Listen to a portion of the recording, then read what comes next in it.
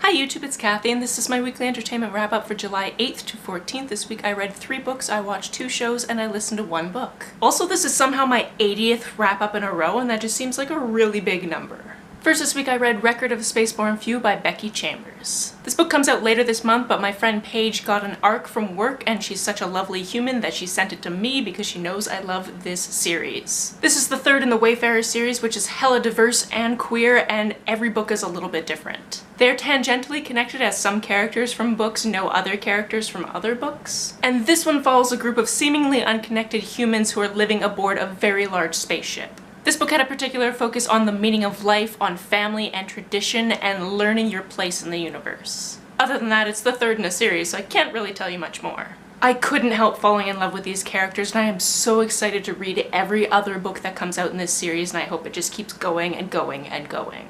The next book I read was Girl Made of Stars by Ashley Herring Blake. This is about Mara, a bisexual girl who recently broke up with her girlfriend, and sees her ex at a party with another girl. Wanting to escape the awkwardness, she gets a ride home from one of her friends, leaving her twin, who is a party animal, behind to enjoy himself. Days later, she finds out that her brother raped the girl he's been dating at the party, although he denies it. This is a heart-wrenching read, not only because his actions tear her family apart, and because her friend was violated, but also because Mara was attacked many years ago and has been keeping that to herself ever since. This book deals with trauma, but also manages to deal with unrelated gender and sexuality issues. And I sped through it. If this subject matter is not triggering to you, I highly recommend you read it. The last physical book I finished this week was The Marvels by Brian Selznick. This is a middle grade book, and the first half of the book is told in pencil drawings. It details 5 generations of a theatrical family, a shipwreck, and fires. Once we get into the prose, we are many years in the future following a boy named Joseph who is trying to find his estranged uncle. This had twists and turns, and it's amazing how much was portrayed in the drawing portion of the book, which had no dialogue at all. It did have some newspaper clips about the family, following them from 1766 to the early 1900s. I enjoyed finding out how these stories intersected.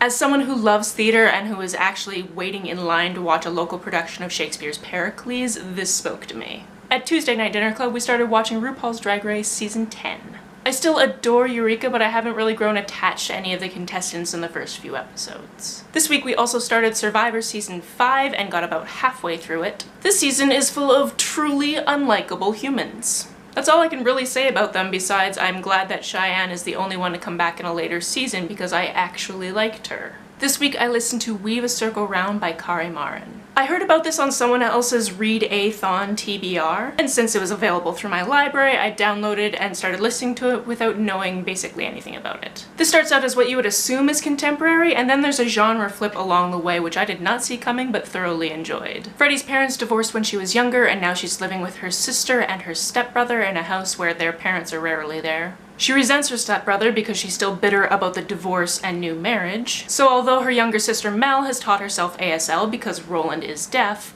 Freddie is kind of a dick about it. She doesn't like to stand out, she doesn't like to hang out with him or his friends, and I was about ready to jump into the book and give her a piece of my mind. Just stop your ableist bullshit. Routines get flipped when they get new neighbors, and calling Cuerva LaChance and Josiah strange is just skimming the surface. I don't want to give anything else away, but there is an adventure element, and Freddie grows the hell up along the way. This book goes into many interesting places, so if you've read it and you want to talk about it, let me know down in the comments below. Because I don't want to spoil the mystery and the major plot points, because I really think this is one of those books that people should go into without knowing a ton about it. That's it for this week. If you've read, watched, or listened to any of these, let me know about it down in the comments below. On the way down to the comments, if you hit that subscribe button, that would be very nice of you. You can like and share this as you see fit, and I will see you soon.